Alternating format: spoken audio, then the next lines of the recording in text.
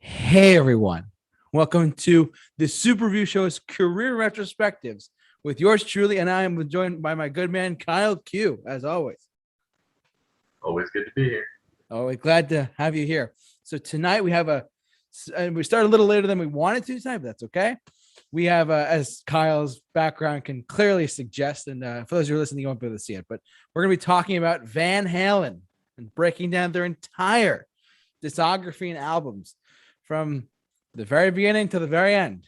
So we're gonna get into it all in a little bit. But if you're joining us live, thank you so much. And if you're listening to us, just enjoy the podcast. So here we go. Kyle, are you ready to talk about Van Halen? I'm ready. All right. Let me just pull it up for you on my end. But I'm excited. Full disclosure, I'm really excited. So let's get into it with Van Halen's debut album, Van Halen, right now. And yeah, do you want to go first? Sure, I'll go first. Okay. So, Van Halen by Van Halen. If there was ever an album to be in the top 5 debut albums of all time, this is it. I mean, talk about a band really coming out of the gate swinging here. Like, oh my god. The only other albums that come off the top of my head, debut albums as good as this one, Appetite for Destruction by Guns N' Roses, Hybrid Theory by Linkin Park, and Boston's debut album. This album is so good. It really defined an entire generation of music. Really, it reinvented the way people thought about guitar again, and Eruption alone, just that. As a guitar player, you hear that, you're just like, oh my god, you can do this with this instrument. And at the time, that was unheard of. As a guitar player myself, this album, it's incredible. It's so close to a perfect album, but it just falls short of me. To me personally, just we'll get into that in a little bit after you give your initial thoughts. You'll get into the specific songs and stuff, but my initial thoughts on that is one of the greatest debut albums of all time. I second that notion. Now, you're right. There are incredible debut albums. I mean, Guns N' Roses' Appetite for Destruction. You mentioned that. Boston's debut, like you said, and I'm going to throw this one in there. Pearl Jam's 10. Anyone? I know it's not classic rock, but yeah, I would throw it up there as well. But that's me. Yeah, this is definitely up there for sure as one of the, like, there's hit singles off of it. It's reinvented, like as you said, it reinvented how the guitar was played, how it was orchestrated as well. I mean, Eddie Van Halen was like a pioneer of guitar-driven music, and he forever will be imprinted as one of the greatest guitarists ever. There's no doubt about that. Full disclosure, and I'm just, before we get going anywhere, did you ever see Van Halen live or no? I never got the opportunity to. Unfortunately, not. Me neither. It's a damn shame. But however, I just really quick, speaking about Van Halen's debut and whatnot, on a quick side note, my dad saw Van Halen front row. Just want to say this really quick. Front row in 2008. And now, kid you not, he could have grabbed David Lee Roth's legs close. That's which awesome. Was like crazy. Like he was like next level, like that. He could have touched his legs. And they got the set list from that too. That's just a quick fun note. But awesome. Yeah, let's get into the track listing of Van Halen's debut album. Let's get into it right now. If you're watching us live, you can see it here. But I gotta tell you, incredible stuff. Why don't you share your first initial impressions of the track listing of? I want to hear what you have to say. Sure. So, Running with the Devil, right off the bat. I mean, incredible opener. And that's like, and we'll get into this, as the video goes on. But Van Halen has always been great with album openers. But Running with the Devil, easily top tier, one of their best album openers, one of the best album openers of all time. Just the way it really sets the mood for the album. And then having Eruption right after it, this entire album is stacked. But I will say, side one, first 5 songs, significantly better in my opinion than the second half. Really? Now, the Okay. second half, yeah, Jamie's Crying's great. Feel Your Love Tonight, great. Ice Cream Man, fantastic. I don't like Little Dreamer, and I don't like On Fire. I have never liked those songs. I can't pinpoint why, but I skip them every time. And I will say, just a little preview for where some of this is going to go throughout their discography. Van Halen seems to have trouble ending an album. Yeah. Most of their albums, I have found that the closing song to be one of the worst of the album. I don't know if that was designed on purpose on their part just to hook people in the beginning, but not just the closing song.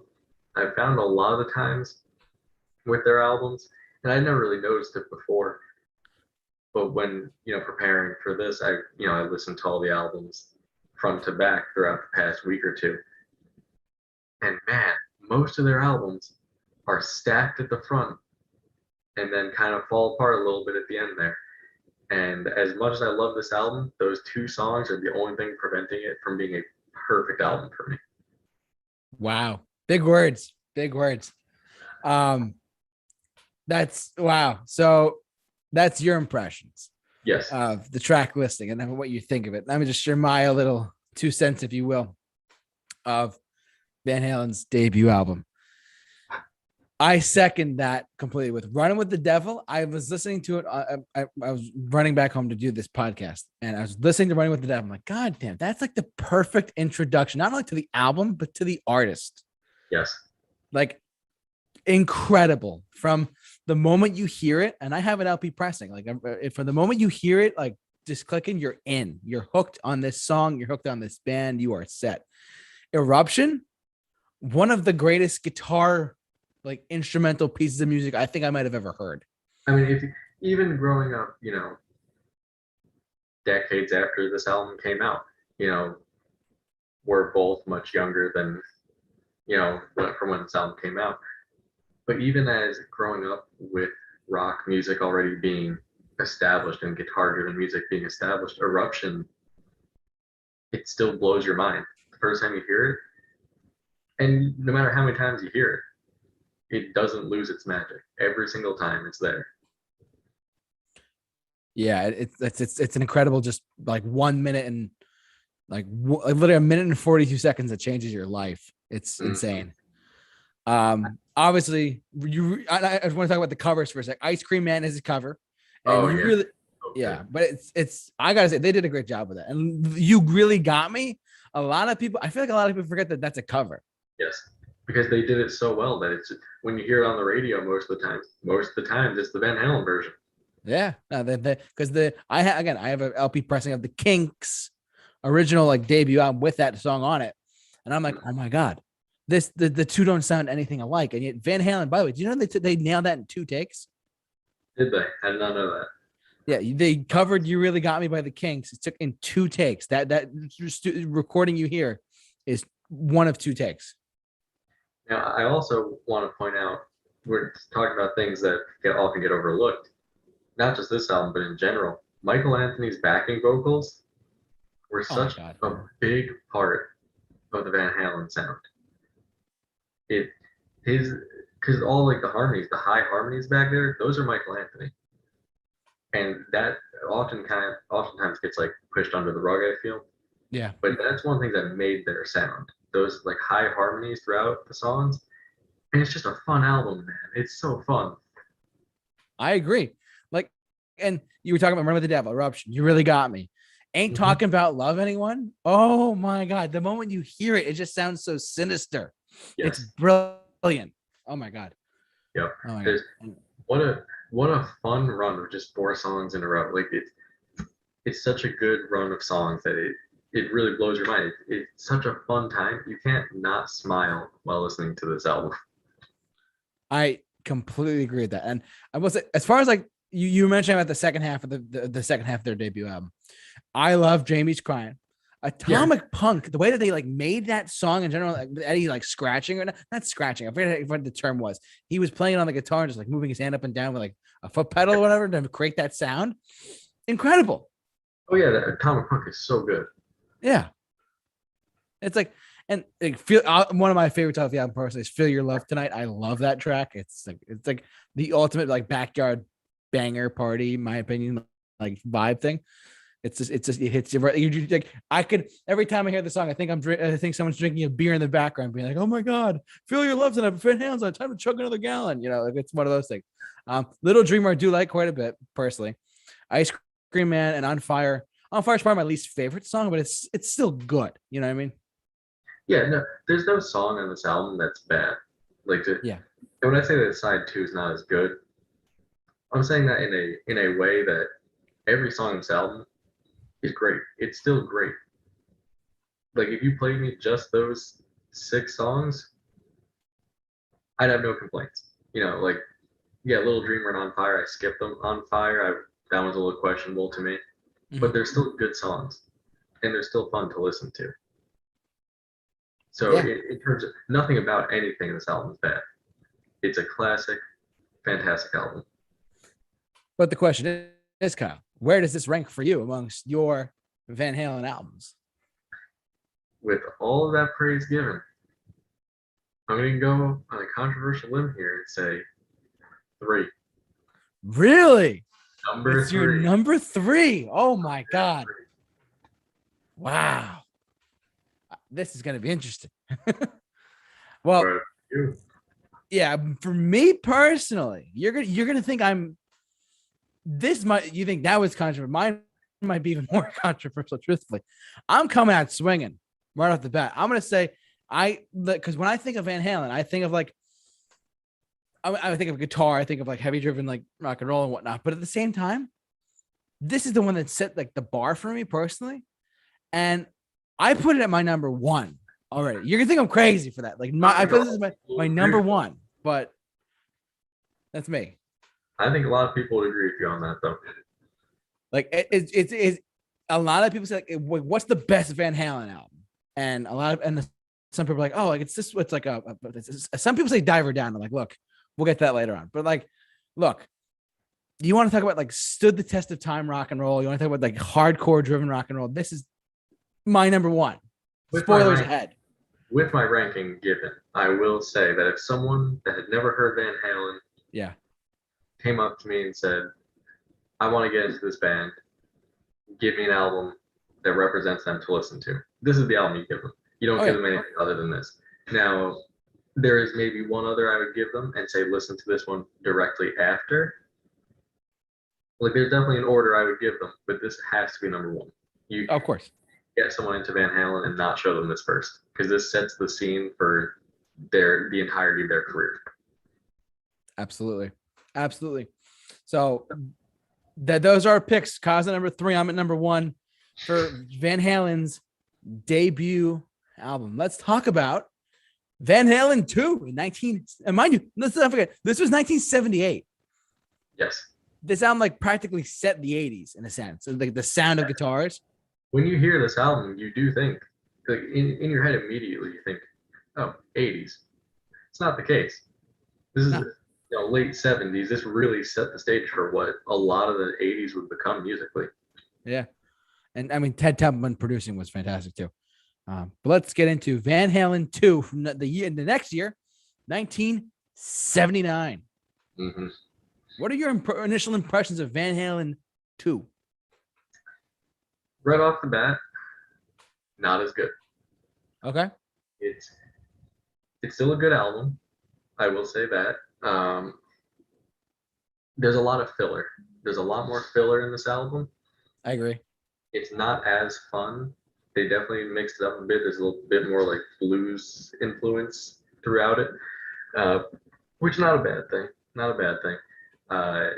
But that's my overall first impression, is that it's not as good of an album. You know, I'm sure it's less than a year between them. I'm sure they, were pressured to put another hit album out there by their label, Yeah, like they're capitalizing on the success of the first one, make a second one. A lot of bands this happens with, where they have if their debut album is incredible, a lot of bands have that sophomore slump of, Yeah.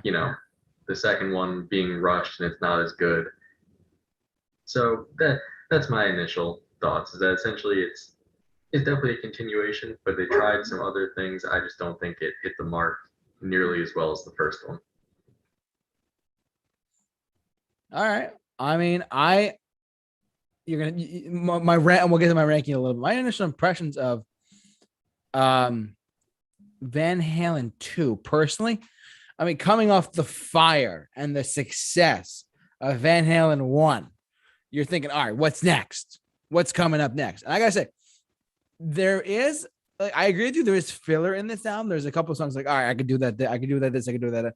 If you just take the sum of it, like the overall like whole album, and you look at it, there are some really good songs in there too. I mean, and we'll get to the track listing in 1 second, but I have to tell you right off the bat, like I personally, I do love this album quite a bit because it's still like that era of Van Halen that's like with the Mike Anthony's backup vocals and certain songs and the certain like backyard vibe fun, like I was talking about with Feel Your Love Tonight. You hear that with like Beautiful Girls and Dance the Night of the Way, and that's full disclosure. Dance the Night Away is in my top 25 songs of all time. Really? Like that one cut. It's like three minutes long, but yeah. I agree. It's a top tier Van Halen song. Like it's easily top 10, maybe even top 5 of their songs. Oh yeah. No, and I'm sure it was a staple of their live shows for a while too. So, but let's get into the track listings, shall we? Track listings. All right. Do you want to go first? You want me to go? I'll go first since you went first last time. You're No Good. Full disclosure. Let me just say right up front. The standout tracks for me personally are Dance the Night Away, because like it's in my top 25 songs of all time. Somebody Get Me a Doctor is actually really fun. Mm-hmm. That's just like David Lee Roth screaming. I could see him in the studio being like, "Somebody get me a doctor!" Like he's like screaming. It reminds like the Beatles' Helter Skelter when Ringo dance like, "I got blisters on my face." It's like kind of like that. Bottoms Up, dug it. Out of Love Again. We're hitting this. Light Up the Sky. I actually really like quite a bit. Like the way that Eddie's guitar playing in the beginning, that gets me hooked immediately. Spanish Fly against an instrumental. But Beautiful Girls. What a great! And I know you said that you were like about Van Halen's one, like their closing part of an album. I think Beautiful Girls closing out the album was actually a good move. This is one of the few exceptions to that rule that I was mentioning. Yeah. Is that, and I pretty much agree with almost everything you just said regarding the track list. Oh my God. My big 3 from this album: Dance the Night Away, Somebody Get Me a Doctor, and Beautiful Girls. And those are the big ones from this album for a reason. Yes. Outside of that, I think the rest is pretty much filler. Light Up the Sky is good. Mm-hmm. And Spanish Fly is one of my favorite Eddie Van Halen solos, just because of how different it is. Really showed his versatility on there. But again, only like half the album were songs that I frequently go back to. Yeah. You're No Good was not the best album opener. No. I think Dance the Night Away probably would have been a better way to open it. And yet again, another example, though, of I think the first half of the album being better. Yeah, definitely. Except for Beautiful Girls, which I would say was the redeeming factor of the second half. Yeah, like I said, it closed out the album. Yeah, I mean, Beautiful Girls was placed like, and I gotta say, Beautiful Girls is a great song. Oh my God, it's like combination of Michael Anthony's bass, parts in it as well, and David Lee Roth. Like we want to mention this as well. The 4 of these guys, David Lee Roth, Eddie Van Halen, and Alex Van Halen, and Michael Anthony, once in a lifetime. Chemistry, like as far as like in the studio stuff, yeah. Yep. Fantastic. There's nothing like it, and we'll get into it, their later stuff, but they're just like magic that happens when these 4 guys get together. Yeah. And right, like it's a shame we'll never get that again, but it's always amazes me when just one piece of the puzzle is missing. And it changes things so much. Like, again, this album, while I don't care for it nearly as much as the first one. Mhm. It's still a classic, has classic songs on it, and it's fun. It is still a fun album for the most part. Like there's some filler songs in there, but the songs that are fun, I mean, they're still, classic rock radio hits to this day. Yeah, absolutely. So, Those are big question though. Where does yeah. this rank for you as amongst your Van Halen albums? All right. More controversialness here. 7. Okay. All right. Pretty far down, but number 7. Hey, it's your list. Whatever. What about you? Well, given the fact that I made this list like yesterday or the day before, I was listening to Van Halen for a lot. The more I thought about it, I was like, look, you might think I kind of feel embarrassed to say this, but I put it as Van Halen 1 is my number 1. Van Halen 2 is my number 2, which is because full disclosure. Here's why. Because you still have Ted Templeman producing. It still has the same sound as like actual sound of it as Van Halen 1. Maybe not to the same extent of like gritty guitar and whatnot, but like with Dancing Out of the Way, Somebody Get Me a Doctor, Beautiful Girls, like, and I let it disguise another one. Like you still have that Van Halen like feel to the record. That's why I put it so high personally. That's me. That's fully me. But yeah. No, I think a lot of people agree with that. All right. Yeah, because like it's just there's so many, like you said, there's so many tracks that still stand up for the test time. Like I said, like you said, Dance the Night Away is on classic rock radio stations all the time. Yep, for like constantly. Yeah, 101.5. Anyone? Anyways, but yeah, that's Van Halen too. So are we moving on to Women and Children first? Good to move on. Let's go. And yeah, God bless them for real. They're fantastic band. Women and Children first. Do you want to give your impressions or my impressions? It's up to you. You can go first in this one. Full disclosure, I enjoyed this album for what it was because let's face it, the creativity is still there for me. I mean, it's still there's some songs in there that the sound of Van Halen is still there, but I felt like this was when they started to like do a little bit of experimental stuff in general, like. As far as like how the instruments, like not like keyboards, we'll get that a little bit, but with like songs like "And the Cradle Will Rock" and like "Everybody Wants Some." I mean, there's those. You're not starting off with the guitar; you're starting off with drums, or "And the Cradle Will Rock." Like that iconic intro is so good though. That one song.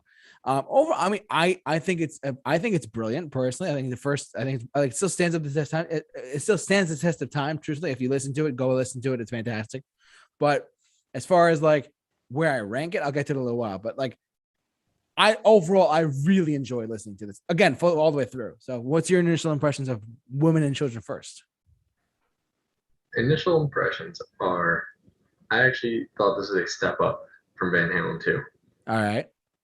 The songs, at least in my personal tastes, the songs on this one that were good were amazing. Not to say they weren't on Van Halen 2, but I think that, track for track, I think this one just had a leg up on that. It's, again, fun. If there's anything that, you're going to hear this a lot for pretty much every album that they've done with David Lee Roth is fun. If David Lee Roth is anything, it's a fun guy. Like, and it shows through the music. And again, yeah, there are, experimentation going on. It's definitely, they started a little heavier on this, which Yep. I enjoy. Me too. Slightly less, it's like campy, a little more serious in nature. But, for me, this was like a step up after Van Halen 2. It felt like there was less pressure there, I guess, but who knows? Only they would know. But it feels like there was less pressure to remake the first album again, which is what I felt like they were going for on Van Halen 2. It felt like, all right, well, we need to do that again. This was like, all right, well, now we've proved that we can stay. So let's, take it a step further. And I also want to point out that their first, 4 or 5 albums were all only a year apart from each other. Yeah. So Oh the my God. amount of work that these guys were turning out, like the fact that they put together three incredible albums with hit songs that again still hold up to this day, back to back, it's pretty nuts. So with that said, we can get right into the track listing because I mean I think we both pretty much covered all the thoughts I have on it. I second that. Let's talk about our track listing here. If you don't mind, I'd like to read down them personally because there's a lot of good, Yeah. I think there's great stuff in here personally. And the Cradle Will Rock. Everybody Wants Some. Fools. Romeo Delight. Oh, I'll get to that in a second. Tora Tora. Okay. Loss of Control. Take your whiskey home. Could This Be Magic? In a Simple Rhyme. Mm-hmm. Personally, first half is incredible because you have the three standout track. Well, the four standout tracks for the whole record are And the Cradle Will Rock, Everybody Wants Some, Romeo Delight, and In a Simple Rhyme, truthfully. Interesting. Okay. Yeah, because I don't know, for whatever reason, like that one always stood out to me, like a little bit. Like it just did. I'm not sure why. But it sticks out in my head now as we're talking about it. But yeah, like it's and also just this is not 10 songs. It's only 9 songs on this record too. And one of them's only a 57-second song, which is Tora Tora, which barely anyone knows about. I will. Yeah, what do you got? My favorites stand out to me, and the Cradle Will Rock, of course. Everybody Wants Some. Loss of Control. That transition from Tora Tora, which sounds very much like Black Sabbath. That Tora Tora is probably the heaviest Van Halen has ever gotten, I would say, in terms of just actual like darkness. It's a pretty dark instrumental. That going into Loss of Control is amazing. It's so good, but also just again, this a little bit suffers from again being so heavily loaded in the front that then the second half is like, yeah, there's some good songs, but then it's like, I could do without some of them. Like, Could This Be Magic? It's good. Again, I wouldn't say there's a bad song on the album, you know, but as a whole, it works. It's great. It's, fun. It's short, and I love it. It's, again, and The Cradle Will Rock and Everybody Wants Them are two of my favorite Van Halen songs.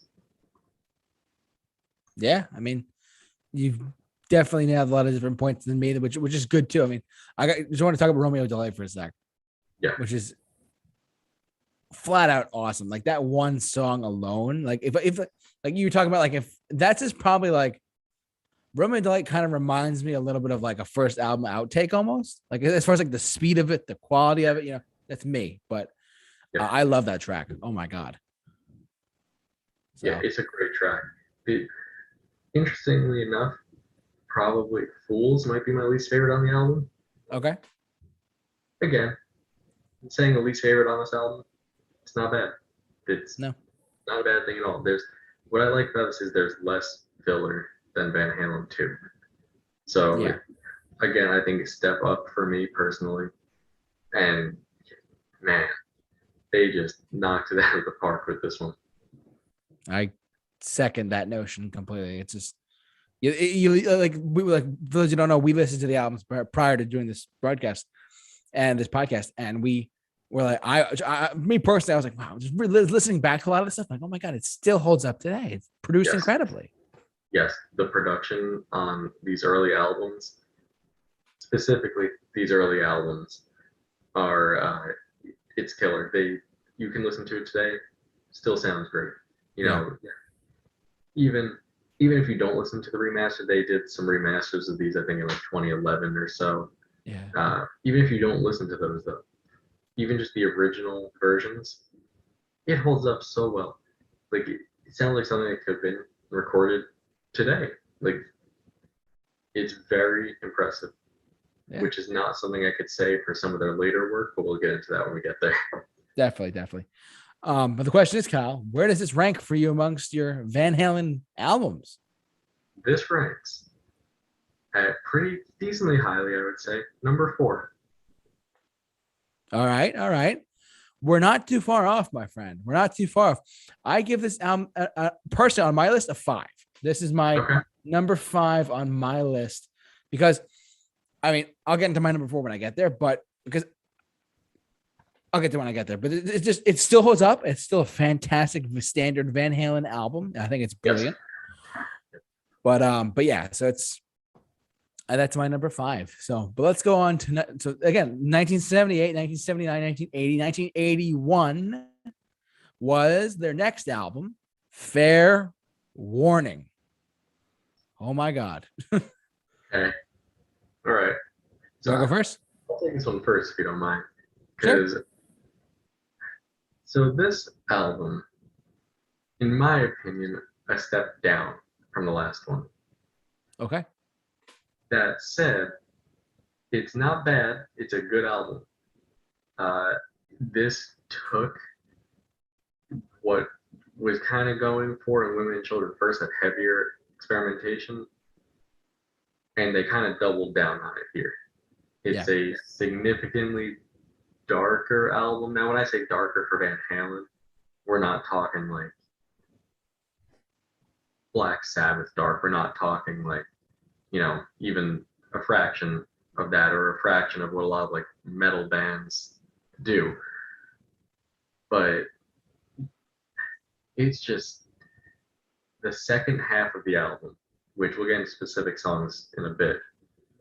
But man, the second half of this, at least in my opinion, pretty bad. All right. Some of my least favorite Van Halen songs up to this point, and possibly of all time, definitely some of my least favorite of the David Lee Roth era of the band.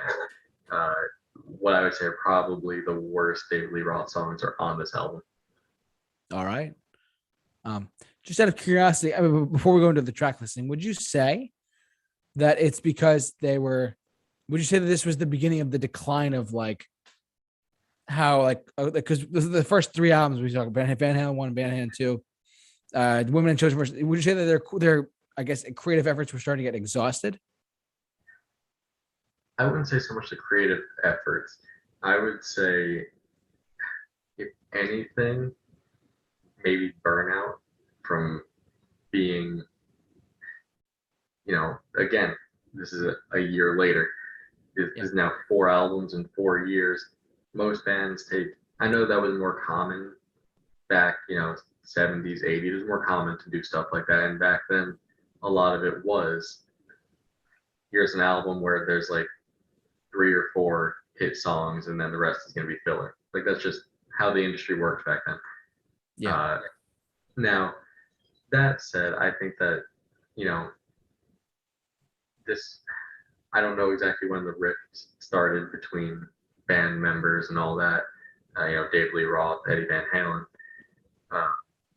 And as it shows right there, slowest selling album of theirs with him and with David Lee Roth. There's not as many radio friendly hits on this as there are on their other albums. That said, I think the ones that are on here are easily top 10, maybe even top 5 Van Halen songs. Why don't we get into it? Let's talk about the track listing, shall we? Absolutely. So, I'll read them off for you. Ready?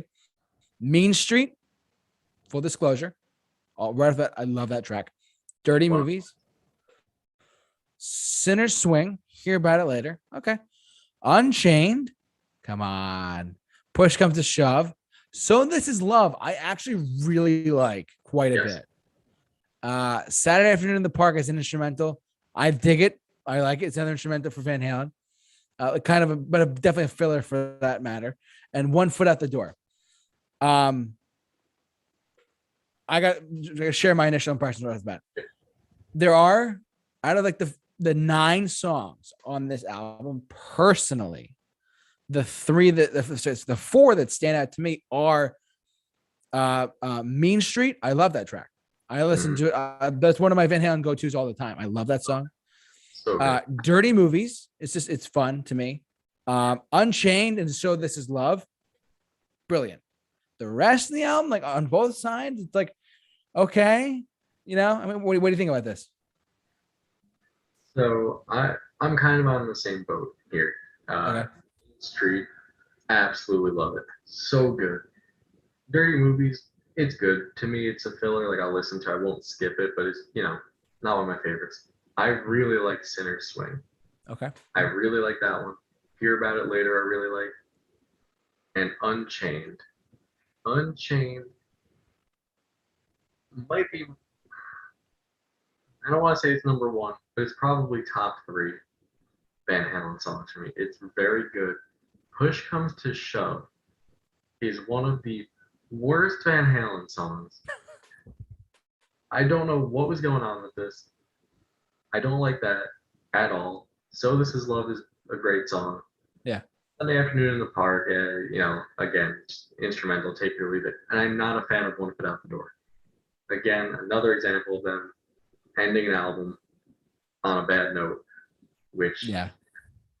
again, not their strong suit. Maybe they just figured, oh, at the end of the album, who's going to make it that far? But when you have a album that's only a half hour long, there we go. Like so I don't think it's as good as the album before it. Mm-hmm. With that said, though, the songs that are good on this are top tier, even if they're not like radio staple songs. Mm. They're top tier songs. The songwriting on them was great. Yeah. And they're fun, even with the darker tone that they have, they still have that fun quality to them. I completely agree with that. I mean, the songs that we both listed, I mean, our lists on our favorites on this album are kind of similar. There's a couple like that we didn't really match on, but that's okay. It's all good. And I got to tell you, like I said, the four that stand out to you, I mean, and the four that stand out to me are somewhat similar, somewhat different, and that's all good. I mean, but the question is, where would you rank it amongst your top Van Halen albums? So this, even with everything said, I put this one above Van Halen 2. So I put this at number 6, with my reasoning for that being both albums to me are very similar in that they have a lot of, well, I don't want to say a lot, but about half of each album is filler. Mm-hmm. My personal favorites, I feel like the songs that are good on this one outshine very slightly, give a slight edge over the Van Halen 2 songs. Like Unchained, Mean Street, and Sinner's Swing alone. Those three, to me, just slightly edge out the ones on Van Halen 2. So I got to put it number 6. Well, I have to tell you the honest truth, Carl. We both put in the same spot. Nice. We're both at number 6 for Fair Warning. That's where I put my list and where I rank it personally. And for similar reasons as you just said, like it's like the standout tracks are great, but the rest of the album is like, whatever. I could care less for that. Like I said, One Foot Out the Door. Really? And also like one thing too, the track listing, like the time of each album gets shorter and shorter as time goes. Have you noticed this throughout each album so far? Yes, which kind of sad, but interesting thing to note, because the opposite thing happens in a couple albums from here. And trust me, I'll get into that quite a bit when we get there. Oh, I'm ready to hear it. But there's Fair Warning. So let's jump over from Fair Warning to their 1982 album, which again, like literally within like a 5-year time span, they put out 5 albums. Crazy. Diver Down. The album. What are your impressions of Diver Down? Not great. Not great. We're on the same boat. Not great, but not terrible. I mean, it's the album that was never supposed to happen. That's what it is. I don't know if you know really the history of the album very much, but again, another example of a band being pressured by their label into putting out an album, and it doesn't go well. Who would have thought that you can't make people write good music when just because you want them to? Yeah. At this point, we had just said, they've done 4 albums in 4 years. So they were like, oh, we're going to take a break. Understandably so. But they even said, they're like, we don't want people to forget about us. We're going to put out a song. So they put out the Pretty Woman that they put out first, or is it Dancing in the Street first? Pretty Woman. This is right here. So they put that out there, and it was a huge hit. Understandably, it's a great song. But the record label sees that and goes, well, we need you to do an album now. So they did, which led to an album full of a bunch of covers, which generally they do very well. Yes. But this just came off as uninspired. Everything down to the album cover. I mean, come on. It's boring. Not much going on here. There's some hits on it. And then there's multiple instrumentals on here. So when you have such a short album full of covers and instrumentals, like it's just not their best work. Not their worst either, but it's probably, spoiler alert, but not really, my least favorite work of theirs is David Lee Roth. Yeah, I hear you. It's the album that wasn't supposed to happen. Yeah. Every band goes through a period in their career where they're like, oh, well, what do we do now? And then sure enough, they got pressure to do it. My impression, personally, the album cover looks like a flag for some reason. I understand that it's the Diver Down flag, but whatever. But I mean, overall, I mean, I just want to get into the track listing because there are good covers. Oh yeah, on this album. Like there's a bunch. I don't even think I would classify any of these as bad. Like I don't think there's anything bad on here.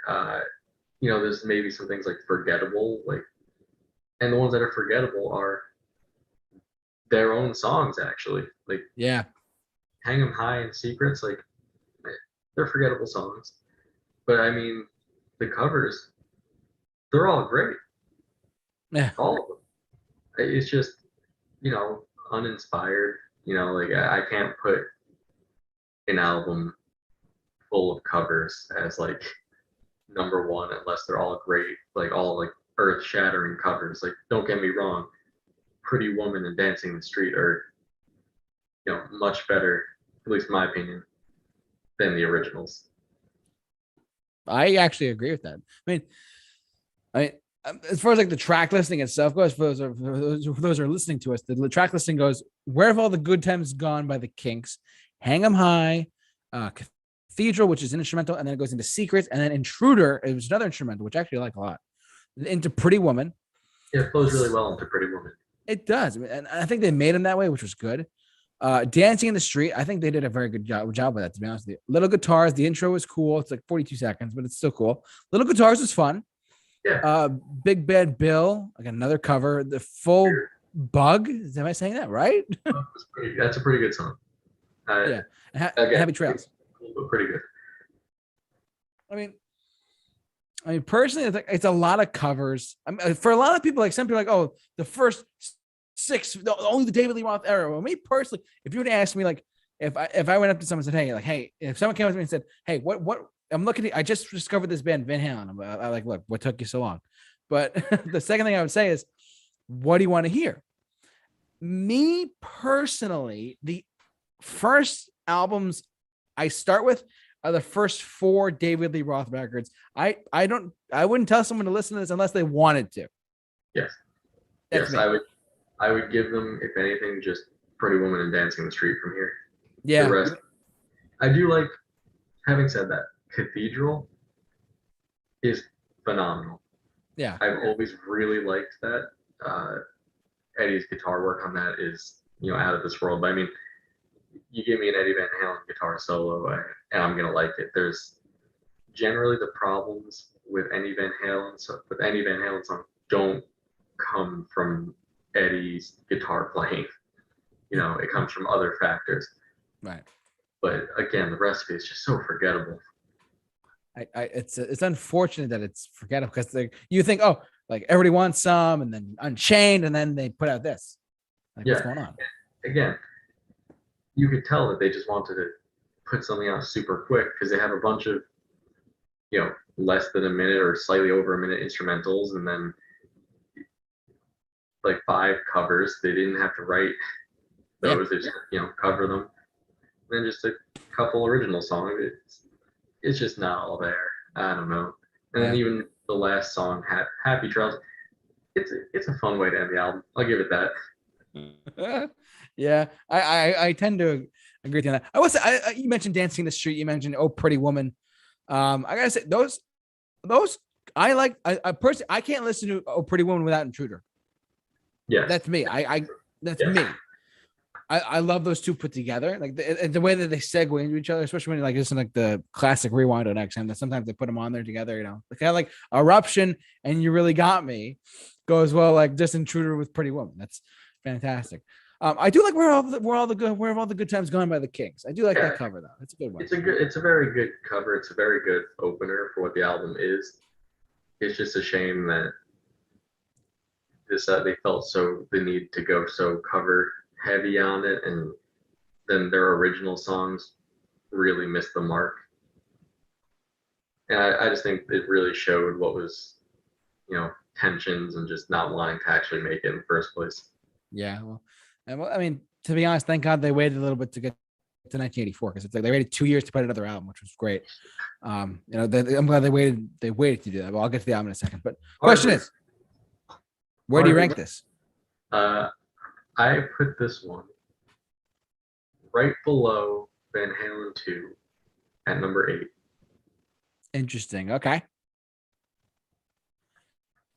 You might think I'm crazy, but I am. I listen, as much as I enjoy it, there are other. I'm including like the Hagar albums and the 2 other albums with Gary Sharon and the last David Lee Roth album they did. Personally, you're gonna think I'm crazy. As much as I like it, when I think of Van Halen, I don't think of this record. I put it at like number 11. Okay. Pretty low, but that's me. All right. I mean, I'm not trying to disappoint anyone here, but like it's not like, it doesn't like stand out to me as a Van Halen record. That's me. That's fair. That's a fair right. I like that take. I mean, I like because I put the first one, second one, like 1 and 2, and then it went from there. But like we'll see where we go next with our next pick here. 1984 is our next topic here, our next album on Van Halen's catalog, which is which we all thought was the last David Lee Roth album, but until 2015. Now, but 1984. What I said about just barely being 2 years is this came out in the second week of January of 1984. Literally so January 9th. Yeah. 1984. So they could have just released it 2 weeks prior and had just a run of 6 albums in 6 years. You really messed that one up, didn't you, Eddie? That's all right. Wouldn't quite have worked though if they released 1984 and 1983. No, they would have had to call it 1983, unfortunately. Yeah. Or something. But yeah, let's talk about 1984, shall we? Absolutely. You want to take it from here? I'll go first, sure. Quite the leap. An interesting direction indeed, an interesting album in general. I really like, everyone knows Jump. Yep. Everyone knows Panama, we'll get to that in a second. I'll Wait, obviously. Hot for Teacher. Like those are your 4 hit singles. Aside from that, though, this is probably their best selling with David Lee Roth as well. And I'm not just reading that up here. I do know that as a fact. But I gotta say, this album personally, we'll get to the track listing in a minute, but like, what a change in like music for Eddie. Like, we'll get to Jump in a second, but like there are such interesting tracks on this record. The fact that the synthesizer got introduced, we'll get to that in a second too. But Kyle, what's your impressions of 1984, which should have come out in 1983? I love this album. Okay. It's so good. It's epic. It has the the cheesy 1980s synths, which he did toy with very slightly on the previous two albums, but not, of course, nowhere near the extent to this. If you didn't, you'd probably even miss it in the previous two albums if you weren't like listening with that intention. It was very interesting, the choice to, really lean into that synth sound, since they did it, you know, all at once, pretty much seemingly out of nowhere. Yeah. Especially with such a short time between albums. But man, the intro to this album, that synth intro, is so epic. Going right into Jump, oh my god, it kills it. It's fun. Has some of their biggest hits of all time. Is probably their most radio-friendly album, at least of the David Lee Roth era. Yes, we'll say that. But man, it's so good. Even the album cover, iconic. This, if this debut album set up what the 80s would become, this album just personified the 80s. It is such a fun album, complete with cheesy synths that only held up because the songs are so fun. If you were to put that synth in a song today, it would probably sound like garbage. yes. So, yeah, wow. Well, let's get into some track listing, shall we? All right. So, I'm gonna, for those, like I said, for those who are listening to us, the instrumental 1984 synthesizer intro, which is really cool. Jump, Panama, Top, freaking Jimmy, Drop Dead Legs. Wow, I actually forgot how good this was. Hot for Teacher, which again another incredible drumming. If you're a drummer, you want to look up to this song. Yeah, Alex finally got the shine on that. Thank God. I'll Wait. Like, great track in general. Girl Gone Bad and House of Pain. Oh, all right. You, I'll share my thoughts. You go first. But yeah, what's your take on 1984's track listing? All right. Jump. One of the all-time greats. Such a good way to start the album, coupled with the intro. Panama is one of the all-time best songs ever written. It is like the driving song. Like when you're driving and Panama comes on, that's it. That's just the song. Which Family Guy even had a whole episode based around that. I don't know if you saw it, but it's hysterical. Yeah. Top Jimmy and Drop Dead Legs. The only thing I have with this album is the last two songs I don't care for. If I ended it with I'll Wait, I would have been okay. I don't. House of Pain, I'm not a big fan of. Girl Gone Bad is like, But man, everything before that just hits so hard. And Hot for Teacher, that drum intro, is one of the most iconic drum parts of all time. And it finally got to show off. Everyone already knew, oh yeah, Eddie Van Halen's an incredible guitar player. David Lee Roth is, fantastic frontman, vocalist. We finally got to see like some true like center stage drumming. And again, fun. This album brought back the fun. Whereas Diver Down felt so bland and boring, this album brought back fun. I completely agree with that. I mean, where to begin?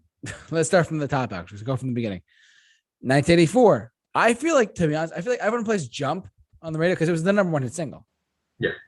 But I feel like personally, radio stations should play 1984 before Jump anyways.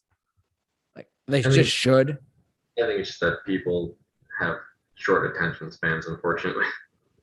It's very unfortunate. Plus, the song itself is 4-minute song, so that's radio time at its finest. And the instrumental is 1 minute. So that's, yeah. I mean, on XM is one thing, but FM radio, definitely not. Panama, I agree with you 100%. A fantastic, like, you could be driving on a highway and like if the one Panama comes on, you're going like from 50 to 80 like that. Yeah, and you're not even noticing It's it. It's just happening.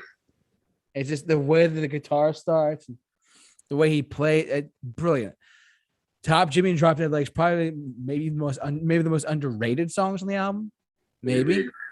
Completely, especially Top Jimmy. Completely agree. Yeah. Hot for Teacher. Come on. Let's be real. It's And a fantastic song. Let's not forget the music video for that. So entertaining. Oh yeah. Oh yeah. That how can we forget that? I mean, for those of you who haven't seen the music video, get on it. But let's be real. I'll Wait, which I didn't know. The co-wrote with Michael McDonald, apparently. That's pretty interesting. I did not know that. Very I didn't know that. Yeah, I didn't know that either. Very telling of that song. I think out of everything is very telling of what was to come on the subsequent albums coming forward. Yes. With Sammy Hagar. We'll get to that in a second. But look, the big question is, where does it rank amongst your Van Halen albums? Number 2. Really? Number 2. Yes. Wow. Yep. Wow. Oh, what? We have quite the list to compare. Wow. Okay. Now we have to wait till Van Halen 3 comes in at my number 1 spot. Oh yeah. Gary Sharon was the best singer in Van Halen. Yeah. Oh my God. Extreme anyone? Whatever. Look at that. But you're gonna think you might because I didn't realize how much you love this record.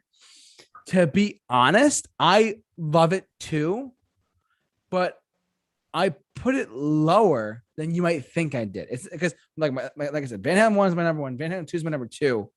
I'll get to my 3 and 4 in a little bit because we already did 5 and 6. I like this album a lot, but I put it at number 7 because I know it's like disappointment for some people at home, like who keep track. I love this record, I truly do, but to me personally, this was the most commercialized Van Halen we got, aside with David Lee Roth. Sammy Hagar was a different thing. Yes, yeah, 100% without doubt. Yeah. So I mean, and because it was so like radio heavy with Jump, with Panama and Hot for Teacher and I'll Wait. I mean, don't get me wrong, it's a fantastic flipping record, but I don't put it as high as the other ones, and I'll get to the other two that I'm going to list off in a second. Personally, because the sound quality was so like, and you mentioned I'll Wait, like he was going in a direction of like synthesizers and whatnot and keyboards, and we'll get to that when we talk about the next album. But this album, to me, I put it number 7 only because it holds up, but it's so radio like there's to me there's other Van Halen songs that deserve radio play besides the ones on these albums. That's me. I will say we're talking production quality and things holding up. I will say the production quality on this one doesn't hold up as good as maybe Van Halen, like the debut Van Halen 2 and the first 4 records. Mainly though, that's because of the synth sound. Like, cause that's my reasoning. Yeah, you don't hear that song like that sound anymore, and there's a reason for it, but you don't hear that sound anymore. Whereas the first 4 albums or so, 4 or 5 albums, you have those sounds like the rock, just the straight rock sounds, which you still hear to this day. There's nothing like dated about those. Whereas this album, you definitely hear it. And you hear that came out in the 80s. Exactly. Jump. I mean, I'll Wait. Panama, yeah. So Panama and Hot for Teacher are probably the only 2 songs on the album that don't suffer from that. Yes, I agree with that. So, yeah, and then but yeah, that's where I rank mine at number 7. Your ranking is number 2. You said number 2. I'm curious to see what your number 1 is. This is interesting. All right, let's get to it.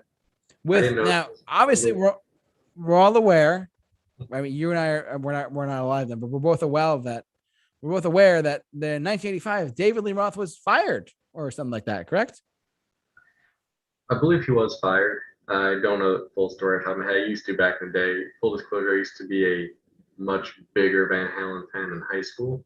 Okay. Over the years, with the lack of material coming out and everything, it just kind of, I still love the band. They're great. Yeah. Just kind of fell off a bit. So I don't fully remember the whole history of his leaving. I do believe he was fired though. Okay. Could be wrong. Yeah, I was The main yeah. thing. Yeah. Because there's videos of him on YouTube like from 1985, like screaming, like, "Oh my God, how could they fire me?" Or whatever. I don't remember, but that's me. Sammy Hagar, I Can't Drive 55 enters the picture, and he sings on 5150 in 1986. What a change. Kyle, what's your take on 5150? Okay. So 5150. This album, Sammy Hagar had such big shoes to fill. And let's be honest, this was make or break for Van Halen. Like it was, can you do this without David Lee Roth? Turns out, yes. Yes, they could. Now, Sammy, he is nowhere near the front man that David Lee Roth was and is, but his vocals are objectively better. He's a objectively better singer in terms of technical ability, and that really comes through on this album. And it still has the Van Halen sound. Definitely feels dated. I think all of the Van Hagar stuff sounds very dated. They've really leaned heavy into the synths on it. With that said, this album, I love it. It is so good. Sammy Hagar absolutely knocked it out of the park here. Like no one would ever think he could. Now, Sammy before Van Halen, his music was good then too. Like nothing bad about it. But on this, he shined. Like Van Halen, he found his place, and still love what he's doing nowadays. But in my opinion, he never quite hit the heights of this album. This was not only peak Van Halen with Sammy Hagar. I think this was just peak Sammy Hagar in general. With that said, this had its own fair share of radio hits, and for very good reason. And I'll turn it over to you to give your thoughts, and we'll get into the track list after. Oh boy. Well, I gotta tell you the truth. I have this. For those who don't know me, I collect LP original pressings as well. This is one of the ones I have, and my first exposure to a lot of the songs on the album was listening to it, the whole thing on LP. So spinning it in like track listing order and whatnot. Basically everything that Kyle said, I'm going to just repeat a little bit, but yes, Sammy Hagar had shoes to fill because David Lee Roth he's David Lee Roth for a reason. Yes. He's a charismatic, incredible frontman. I mean, I never saw him, but from what I understand, he was like a wild, crazy dude on stage. That is, but 5150. As far as I know. Yeah, good. No, good. Yeah. Yeah. But what's his name? 5150. Truly an interesting departure from heavy guitar. I mean, there's still guitar sounds on here, don't get me wrong, but there's a lot of like, one might say love songs on here. There's a couple of those on there. There's like, with the word love in it, like, but also the synthesizers came in, and yeah, I mean, everything that Kyle said pretty much nailed it as well. I do love this record. I'll get to my ranking in a moment, but this was a big win for me. But let's get into the track listing, shall we? As I read it off to you guys. Good Enough. We'll get to that in a second. Why Can't This Be Love? Get Up, Dreams, Summer Nights, and My Radio. Best of Both Worlds, Love Walks In, 5150, and Inside. All right, right off the bat, let me just give my initial impressions of the track listing. there are some really big chart hits on here. As far as like the Hot 100 goes, Yep. Why Can't This Be Love peaked at number 3, right? Dreams hit like number 10, or Love Walks In was like a top 20 hit. The Best of Both Worlds, brilliant song. Oh my God. Summer Nights, one of the most underrated songs on the record. I love that track. Yeah, it's so good. Yeah. And honestly, 5150, I do love quite a bit. The ones that are like the weakest, I don't want to say weakest, but like the ones that like don't have the biggest like audience that the people know of, I would say Get Up and Inside are really good enough. Sammy Hagar belting it out from the get-go. I mean, come on, like this is brilliant. But what's your take on the tracks? This intro to Sammy Hagar, that intro to Good Enough is wow. Yeah. Like, because when I started getting into Van Halen, back in the day, as a kid I was like Van Halen, like the hit songs, all that. And then I was a big Guitar Hero fan. Guitar Hero released Guitar Hero Van Halen, and I was like, all right, I'm gonna get more into their music. They only have the David Lee Roth songs on it, and Right. I had heard like the big hits with Hagar and all that, but I was like, you know what? Now I'm gonna start listening past the David Lee Roth stuff now, and have this album. That first track, that opening, is like, wow, and it gets you into the album, and it keeps you there. This is their longest album to date at this point, but it doesn't feel like it. This is, I will also say, so one of the things I noticed when going through this and listening back to all these albums, for some of them the first time in a while, Van Halen is very much a band whose greatest hits, and a little bit outside of that, they're mostly a greatest hits band. And I don't mean anything bad by that. Some people take that as an insult. I don't mean anything bad by it at all. What I mean by it is they have incredible songs and a lot of filler. I can't really say that about this album. Again, I will say they dropped the ball on Inside. Why they can't just end an album normally, I will never know. It was a dumb ending. It was weird. I'm not into it. And Get Up to me just sounded a little too much like he was trying to be David Lee Roth on that one song. None of the rest of the album sounded like that. So to have the one song thrown in like that, it felt sloppy. It didn't feel like cohesive like the rest of the album. Having said that, not a bad song. Inside is probably the only one that I think is questionable. The rest of it,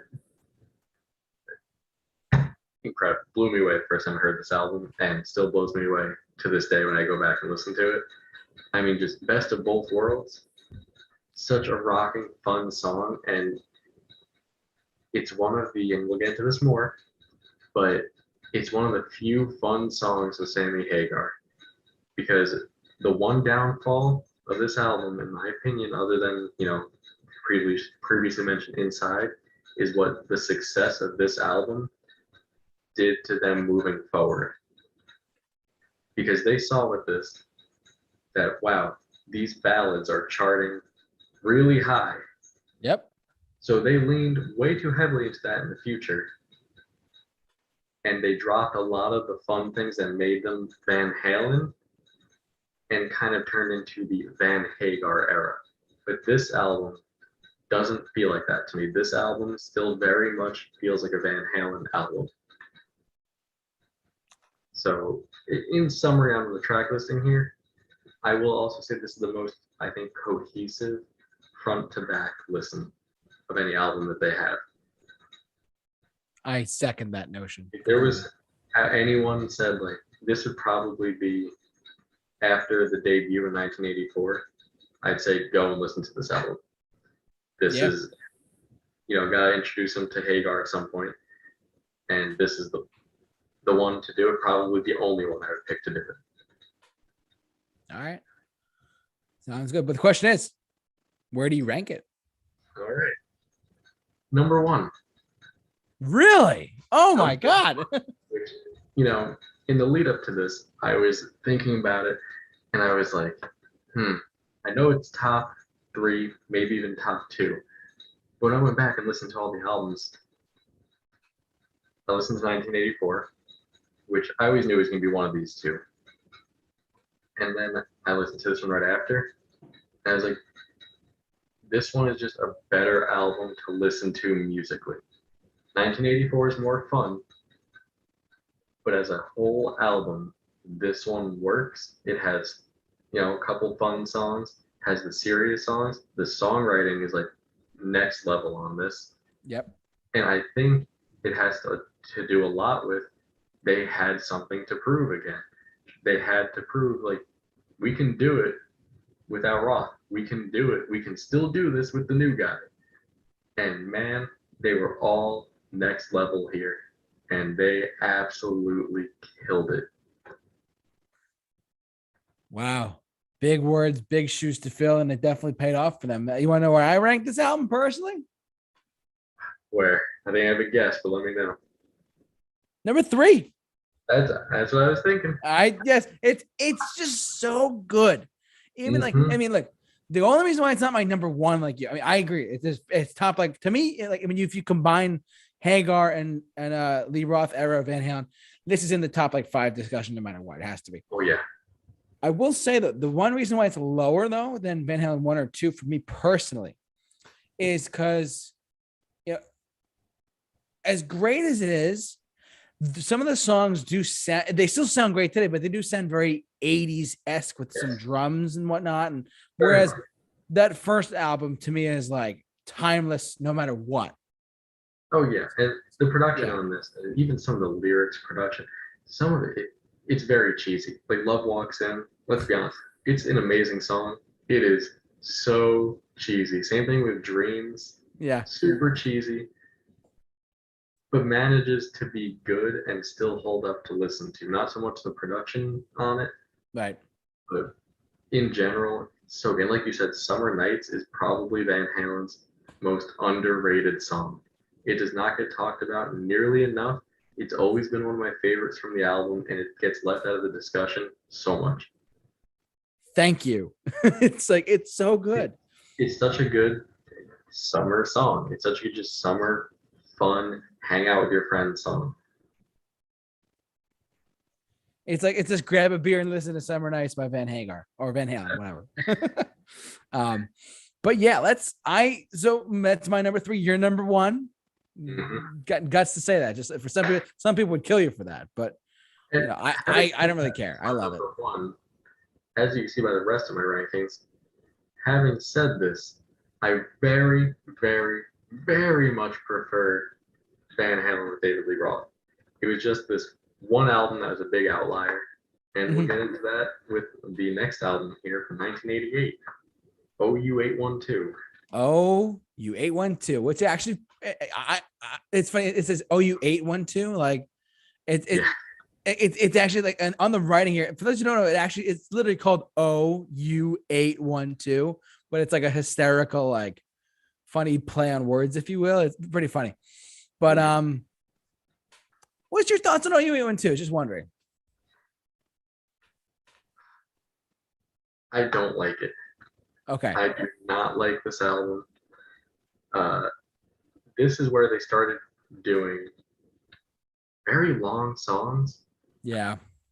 And they continued this for a while, which, we'll talk about more, but it has maybe 2 or 3 songs I revisit, and the rest of it I just don't care about. It feels like it's mostly filler. I don't know. There's something about it. Obviously, I never liked it. That's really all I can say about it.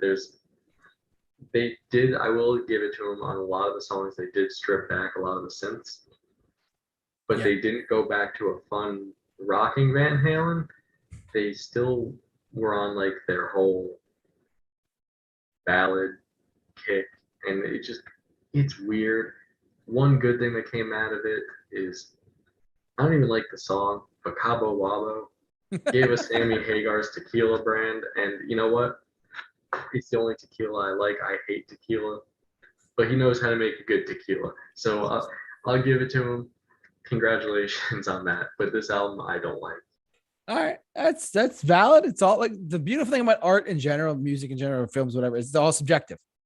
Yes. That's one of the things that I've always said on my show, and and you're here as well. I got to tell you the truth. I know you don't like it.